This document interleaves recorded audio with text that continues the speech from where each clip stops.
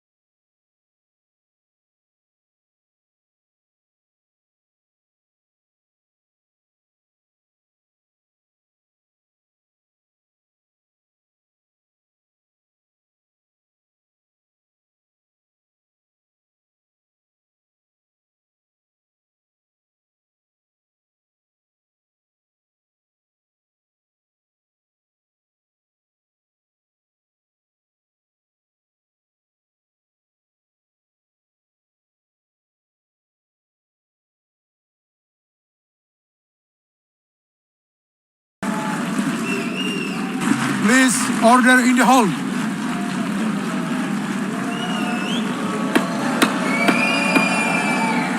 Please order in the hall. Please order in the hall. Order in the hall. Please order in the hall. Please order in the hall. Please order in the hall. Order in the hall. Please order in the hall. Order in the hall. Please order in the hall. Please order in the hall. Please order in the hall. Please order in the hall. Order in the hall. Please order in the hall.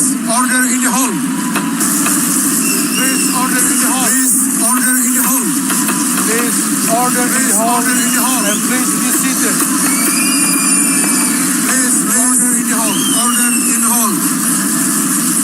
Please order in the hall. Order in the hall. Please order in the hall. And please be seated. Please order in the hall. And please be seated.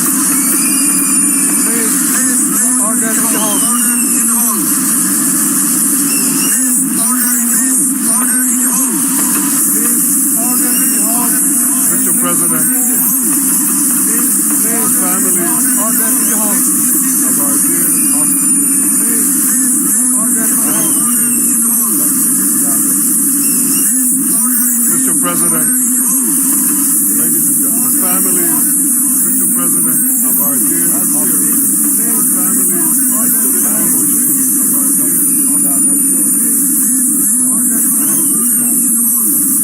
ladies and gentlemen, Mr. President, last year, ladies and gentlemen, the family, I stood in, Mr. President, this actually reflects the feelings of the entire world.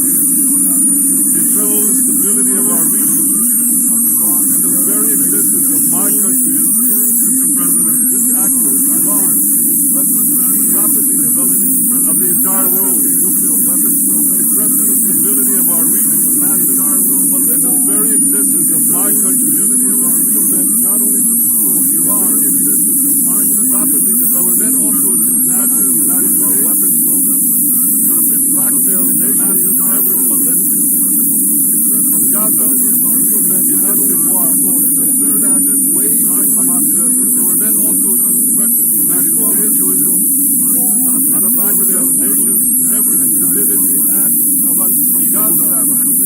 Yahya Sinwar dispatched of unspeakable savagery. From Lebanon, Hassan Nasrallah had launched thousands of missiles and rockets at our cities, terrorizing our citizens. In Syria, the murderous dictator Assad hosted Iran's forces, lightning a noose of death around our cities. In Yemen, the Houthis launched ballistic missiles at Israel while choking global trade at the mouth of the Red Sea. So what's happened over the past year? We've hammered the Houthis at the mouth of the Red Sea. We've crushed the bulk of Hamas's terror machine. We've crippled Hezbollah, taking out most of its leaders at the mouth of the Red Sea and much of its weapons arsenal. So what's happened over the Remember those beepers? They've crippled, we've hammered the Houthis, we paged Hezbollah. And believe me, they got the message. And thousands of terrorists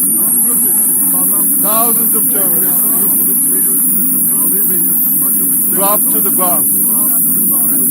We destroyed Assad's armaments in Syria.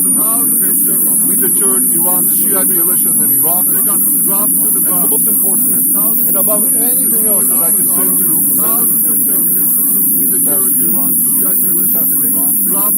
we devastated Iran's atomic weapons and ballistic missiles program.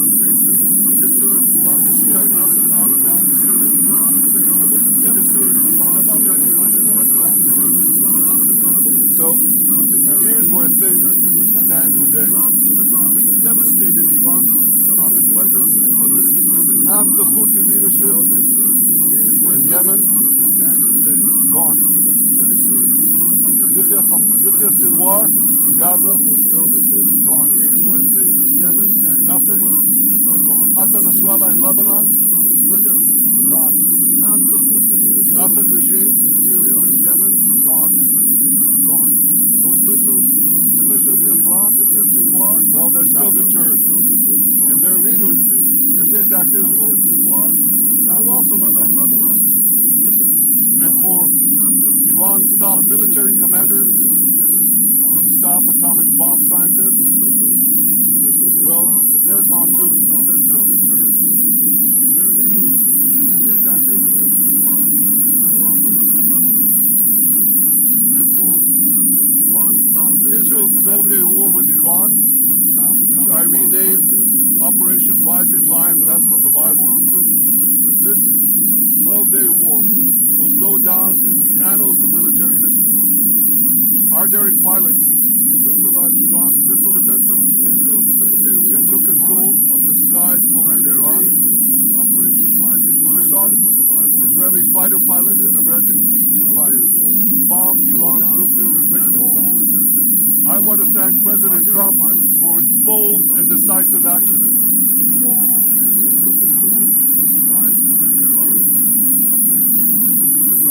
President Trump and I promised to prevent Iran from developing nuclear weapons, and we delivered on that promise.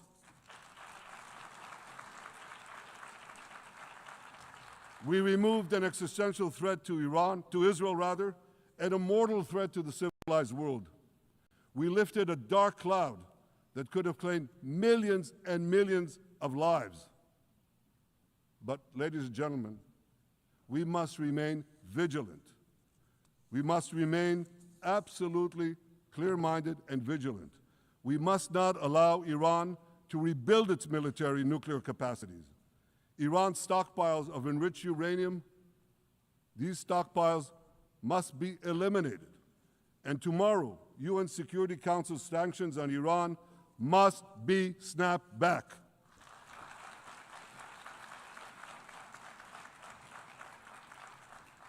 Thanks to the resolve of our people, the courage of our soldiers, and the bold decisions we took, Israel rebounded from its darkest day to deliver one of the most stunning military comebacks in history.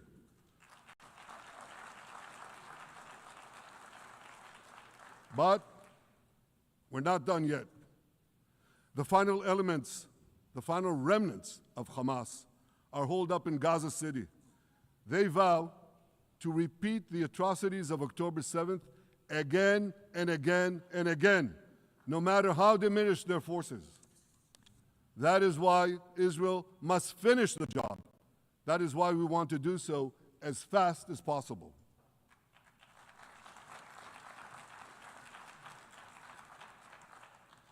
Ladies and gentlemen, much of the world no longer remembers October 7th, but we remember.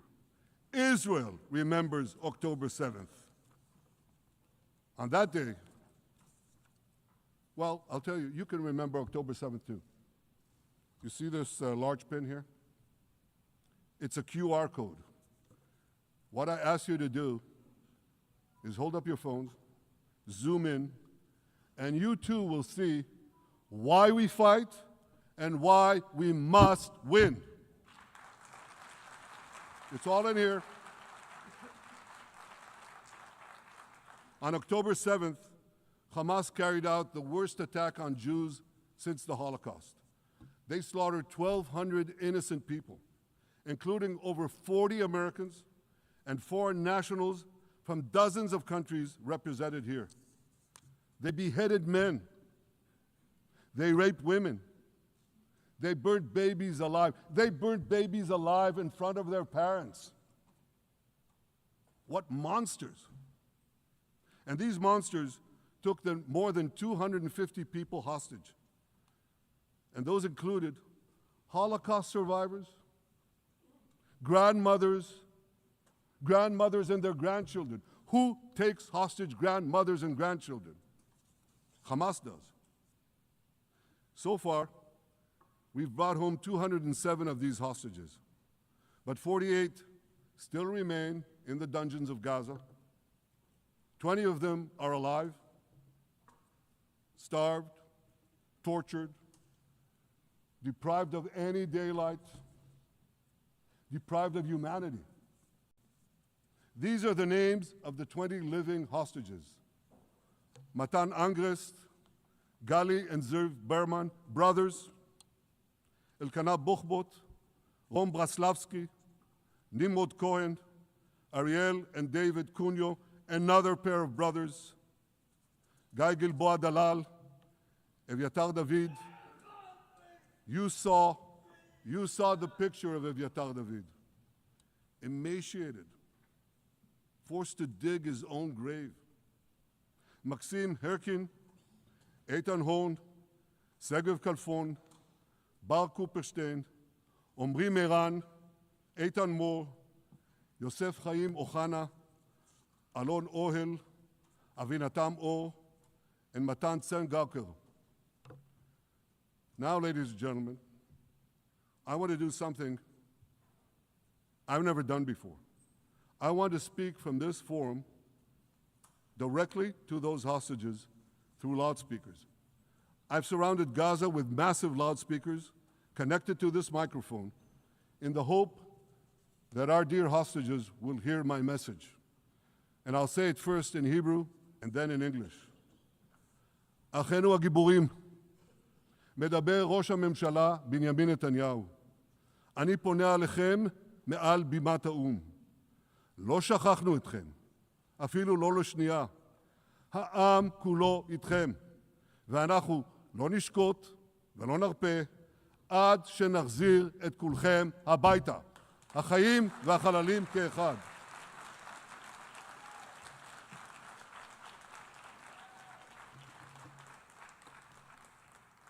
Our brave heroes. This is Prime Minister Netanyahu speaking to you live from the United Nations. We have not forgotten you, not even for a second. The people of Israel are with you. We will not falter and we will not rest until we bring all of you home.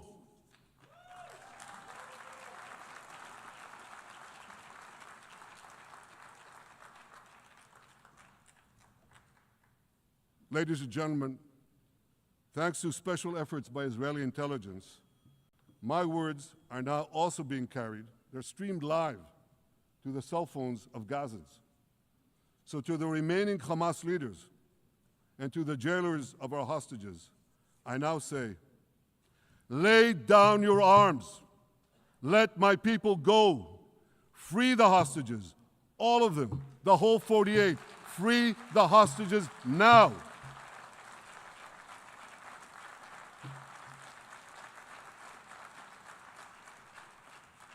If you do, you will live. If you don't, Israel will hunt you down. Ladies and gentlemen, if Hamas agrees to our demands, the war could end right now. Gaza would be demilitarized, Israel would retain overriding security control, and a peaceful civilian authority would be established by Gazans and others committed to peace with Israel. And of course, you understand that the war in Gaza has affected every Israeli. But I'm sure there are people in New York or in London or in Melbourne and elsewhere who are probably thinking, what does all of this have to do with me? And the answer is everything. Because our enemies are your enemies. So let's do something else. So first at the UN, let's do a pop quiz. And raise your hand if you know the answer. Here's the first question. Who shouts death to America? Is it A, Iran, B, Hamas, C, Hezbollah, D, the Houthis, or E, all of the above? All of the above. Correct, all of the above. Second question. Who has murdered Americans and Europeans in cold blood? Is it A, Al-Qaeda, B, Hamas, C, Hezbollah, D, Iran, or E, all of the above? Correct. Again. So here's the point I wanted to make. Our enemies hate all of us with equal venom. They want to drag the modern world back to the past, to a dark age of violence, fanaticism, and terror. I think many of you are already feeling in your own societies the radical Islamist surge. You know, I'm sure you do, you know deep down that Israel is fighting your fight. So I want to tell you a secret. Behind closed doors, many of the leaders who publicly condemn us privately thank us. They tell me how much they value Israel's superb intelligence services that have prevented time and again terrorist attacks in their capitals, time and again saving countless lives. General George Keegan, former head of U.S. Air Force intelligence, once said, if the United States had to gather on its own the intelligence that Israel gives us, we would have to establish 5 CIAs. 5 CIAs. This past June, when Israel struck Iran's nuclear facilities, German Chancellor Merz admitted the truth. He said, Israel is doing the dirty work for all of us. President Trump understands better than any other leader that Israel and America face a common threat. He showed the world that when Iran and its proxies murder Americans, take Americans hostage, shout death to America, burn American flags, and try to assassinate the President of the United States, not once, but twice. He showed them there is a price to pay for all that.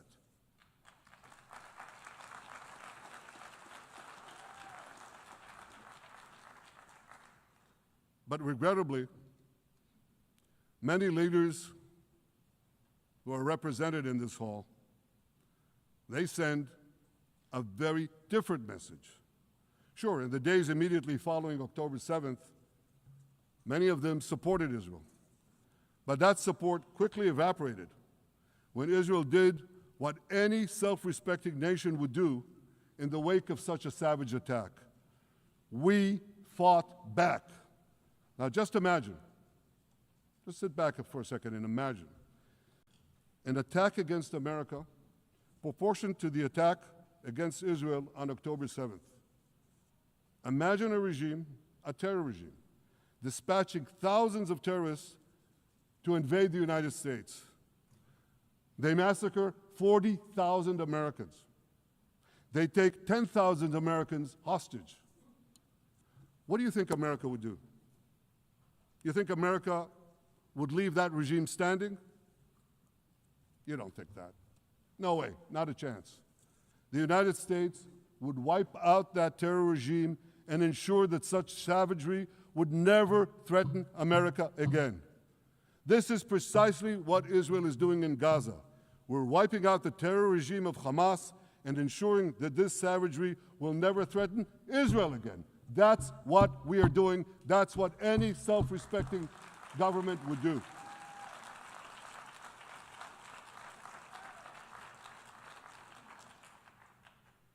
Yet, and it's a yet that I'm sorry to say here, yet over time, many world leaders buckled. They buckled under the pressure of a biased media, radical Islamist constituencies, and anti-Semitic mobs. There's a familiar saying, when the going gets tough, the tough get going. Well, for many countries here, when the going got tough, you caved. And here's the shameful result of that collapse. For much of the past 2 years, Israel has had to fight a seven-front war against barbarism with many of your nations opposing us. Astoundingly, as we fight the terrorists who murdered many of your citizens, you are fighting us. You condemn us, you embargo us, and you wage political and legal warfare, it's called lawfare, against us. I say to the representatives of those nations, this is not an indictment of Israel. It's an indictment of you. It's an indictment of weak-kneed leaders who appease evil rather than support a nation whose brave soldiers guard you from the barbarians at the gate. They're already penetrating your gates. When will you learn? You can't appease your way out of jihad, and you won't escape the Islamist storm by sacrificing Israel. To overcome that storm, you have to stand with Israel. But that's not what you're doing. As the prophets of Israel foretold in the Bible, you've turned good into evil and evil into good. Now I want to drill down on this. Take the false charge of genocide. Israel is accused of deliberately targeting civilians. Ladies and gentlemen, the opposite is true. The head of urban warfare studies, Colonel John Spencer, he's perhaps the world's greatest expert on urban warfare. And he says, Israel is applying more measures to minimize civilian casualties than any military in history. And because we're doing that, the ratio of non-combatant to combatant casualties is less than 2 to 1 in Gaza. That's an astoundingly low ratio, lower than NATO's wars in Afghanistan and Iraq, especially when you consider that Gaza is one of the most densely populated urban areas on Earth. It has hundreds of miles of terror tunnels underground, and it has countless terror towers above ground, and thousands of terrorists embedded in the tunnels and in these towers in civilian areas. If you want to see what measures Israel takes to avoid civilian casualties in this war, just look at what we're doing now in Gaza City, the last Hamas stronghold, one of the 2 last strongholds. For 3 weeks, Israel dropped millions of leaflets, sent millions of text messages, and made countless phone calls urging civilians to leave Gaza City before our military moves in. At the same time, Hamas implants itself in mosques schools, hospitals, apartment buildings, and tries to force those civilians not to leave, to stay in harm's way. And it often threatens them at gunpoint if they try to do so. For Israel, every civilian casualty is a tragedy. For Hamas, it's a strategy. Hamas uses civilians as human shields and as props in its sick propaganda war in Israel, against Israel, a propaganda war that the Western media buys hook, line, and sinker. Now, despite Hamas's threats, close to 700,000 Gazans, almost 750,000, have already heeded our calls and moved to safe zones. Now I want to ask you a simple question, a simple, logical question. Would a country committing genocide plead with the civilian population it is supposedly targeting to get out of harm's way? Would we tell them, get out, if we want to commit genocide? We're trying to get them out. And Hamas is trying to keep them in. And this charge is so baseless. The comparison to genocide, wholesale slaughter of populations. What, did the Nazis ask the Jews to leave, kindly leave, go out? Did others, you want me to name all the genocidal leaders of history? Just go one by one. Did anyone do this? Did they say, get out so we can come in? Of course not. So the truth has been turned on its head. Hamas, a genocidal terrorist organization whose charter calls for the murder of all Jews on the planet. This genocidal organization is given a pass. It's barely mentioned. While Israel, which does everything it can to get civilians out of harm's way, Israel is put in the dock. What a joke. You want to hear another one? Israel is accused of deliberately starving the people of Gaza when Israel is deliberately feeding the people of Gaza. Since the beginning of the war, Israel has let into Gaza more than 2 million tons of food and aid. That's 1 ton of aid for every man, woman, and child in Gaza. Nearly 3,000 calories per person per day. Some starvation policy. If there are Gazans who don't have enough food, it's because Hamas is stealing it. Hamas steals it, hoards it, and sells it at exorbitant prices to fight its war machine. Last month, even the UN, not exactly a supporter of Israel. You're supposed to laugh, by the way. Last month, even the UN admitted that Hamas and other armed groups looted 85% of the trucks. That's why you have deprivation. Those who peddled the blood libels of genocide and starvation against Israel are no better than those who peddled blood libels against the Jews in the Middle Ages when they falsely accused us of poisoning wells, spreading plague, and using the blood of children to bake Passover matzahs. Anti-Semitism dies hard. In fact, it doesn't die at all. It just keeps coming back with its libelous lies, refurbished, regurgitated over and over again. And I want to tell you something else. These anti-Semitic lies, they have consequences. In recent months, Jews have been assaulted in Canada, Australia,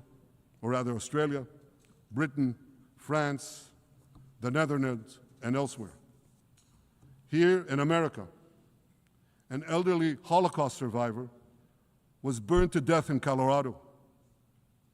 And a beautiful young couple from the Israeli embassy in Washington was brutally gunned down right in front of the Holocaust Museum there. Thankfully, President Trump's administration is forcefully fighting the scourge of anti-Semitism, and every government here should follow its lead. But instead, many do the opposite. They actually reward the worst anti-Semites on earth. This week, the leaders of France, Britain, Australia, Canada, and other countries unconditionally recognized a Palestinian state. They did so after the horrors committed by Hamas on October 7th. Horrors praised on that day by nearly 90% of the Palestinian population. Now, let me say that again. Nearly 90% of Palestinians supported the attack on October 7th.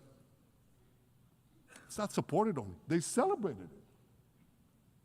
They danced on the rooftops. They threw candies. That's both in Gaza and in Judea, Samaria, the West Bank, as you call it. And it's just the way they celebrated another horror, 9/11. They danced on the rooftops. They cheered. They threw candy. You know what message the leaders who recognize the Palestinian state this week sent to the Palestinians? It's a very clear message. Murdering Jews pays off.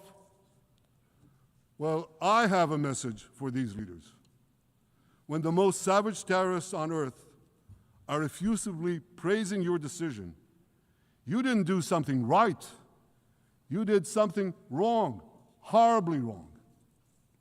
Your disgraceful decision will encourage terrorism against Jews and against innocent people everywhere.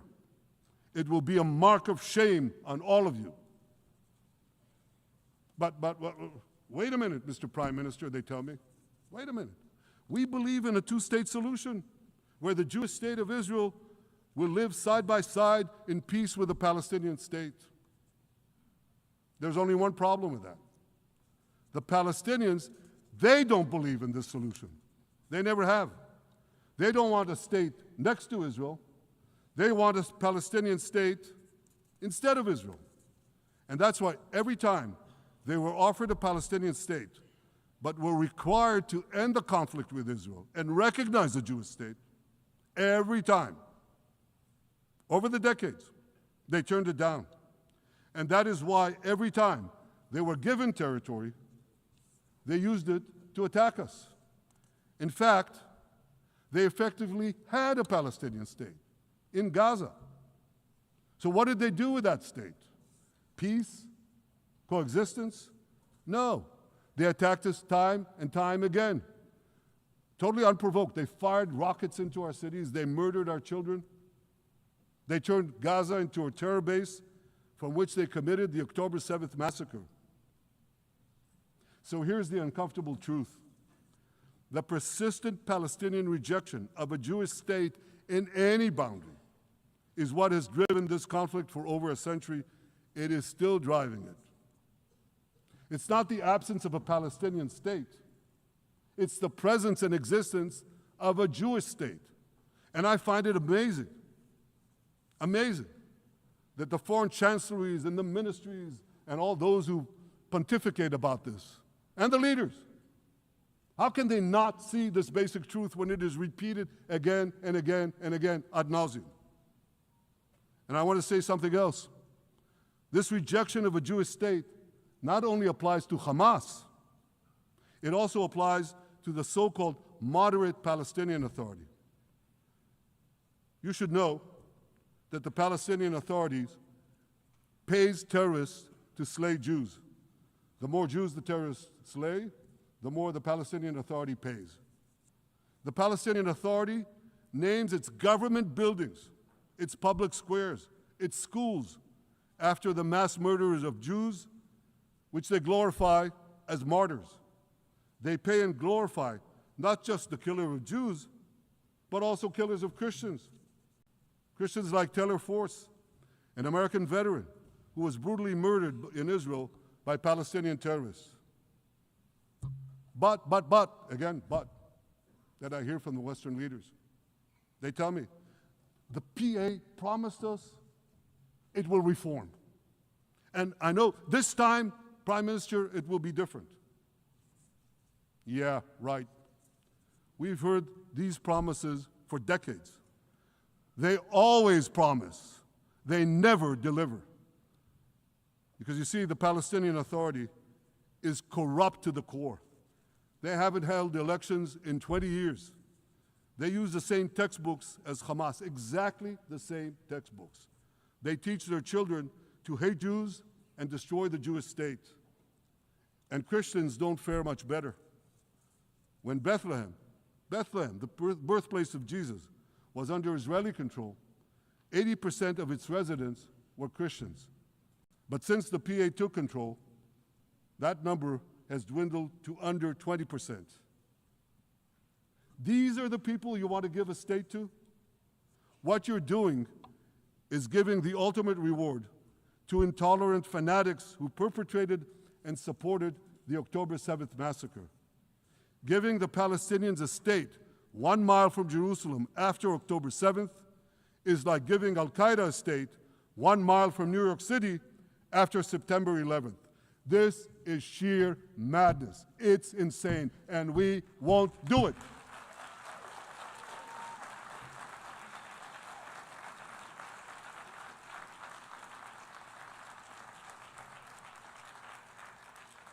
So here's another message to those Western leaders. Israel will not allow you to shove a terror state down our throats. We will not commit national suicide because you don't have the guts to face down a hostile media and anti-Semitic mobs demanding Israel's blood. And I want you to grasp something else, which is also distorted in the media. I say this not only in my name or the name of my government, but on behalf of all the people of Israel.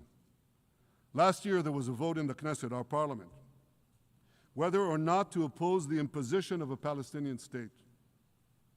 You want to guess what the results were? Out of 120 members of our parliament, 99 voted against and only 9 supported. That's over 90%. It's not a fringe group. It's not the prime minister who himself is extreme or he's held hostage by extreme parties to his right. It's over 90% of Israelis. My opposition to a Palestinian state is not simply my policies or my government's policy. It's the policy of the state and people of the state of Israel.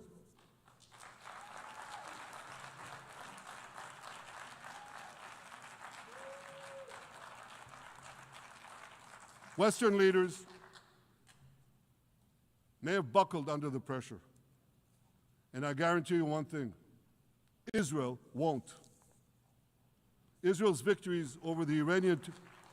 Thank you, I know you won't too, that's good. Israel's victories over the Iranian terror axis have opened up possibilities for peace that were unthinkable 2 years ago. Take Syria. For decades, the very idea of peace between Israel and Syria seemed unimaginable. Well, no more. Today, we have begun serious negotiations with the new Syrian government. I believe an agreement can be reached that respects Syria's sovereignty and protects both Israeli security and the security of the minorities in the region, including the Druze minority. From the founding of Israel, Jews and Druze have been brothers in arms. We have fought together, we've bled together, we built our lives together. When I was a young commander in Israel's Special Forces, my own life was saved by the invaluable advice given to me by a great friend, Salim Shufi, a heroic Druze IDF veteran. And that's why I couldn't sit idly by, nor could Israel sit idly by, while the Druze were being slaughtered by jihadists. And I instructed our forces to stop the massacre, which they promptly did. Peace between Israel and Lebanon is possible as well. I call on the Lebanese government to also begin direct negotiations with Israel. I commend it for its declared aim to disarm Hezbollah. But we need more than words. If Lebanon takes genuine and sustained action to disarm Hezbollah, I'm sure we can achieve a sustainable peace. Of course, until that happens, we will take whatever action we need to defend ourselves and to maintain the conditions of the ceasefire which was established in Lebanon. Our goal is not merely to monitor Hezbollah's actions, but to prevent them from violating the ceasefire and attacking us at any time. But I'm sure that if the Lebanese government persists in its goal of disarming Hezbollah, peace will come very speedily and very readily. Victory over Hezbollah has made peace possible with our two Arab neighbors in the north. Victory over Hamas will make peace possible with nations throughout the Arab and Muslim world. Our victory would lead to a dramatic extension and expansion of the historic Abraham Accords, which President Trump brokered between Arab leaders and myself 5 years ago.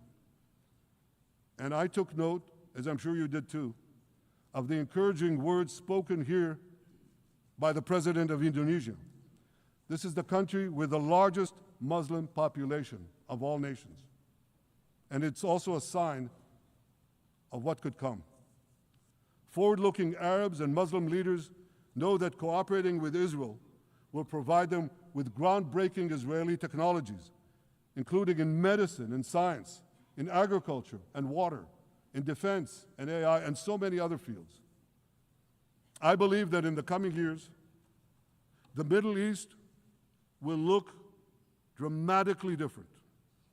Many of those who wage war on Israel today will be gone tomorrow.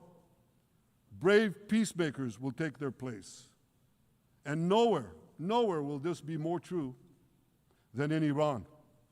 The long-suffering Iranian people will regain their freedom. They will make Iran great again. And our two ancient peoples,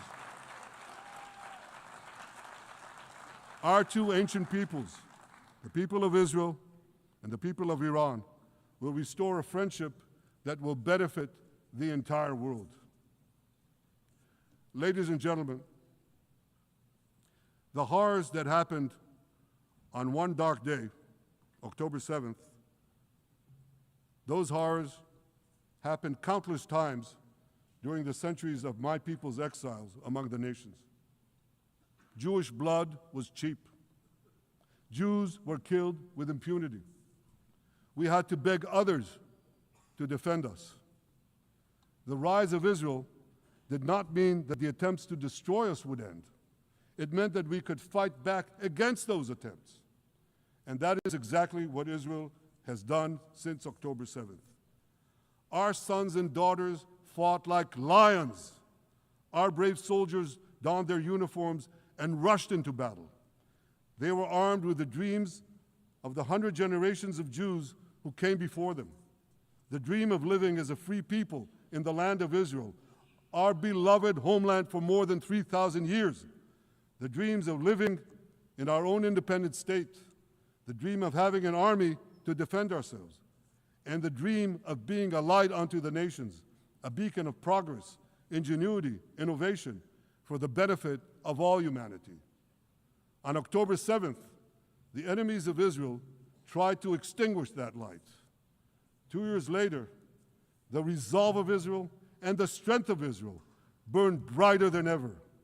With God's help, that strength and that resolve would lead us to a speedy victory and to a brilliant future of prosperity and peace.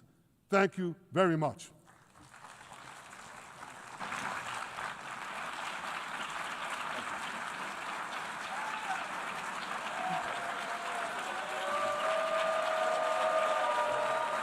On behalf of the Assembly, I wish to thank the Prime Minister of the State of Israel,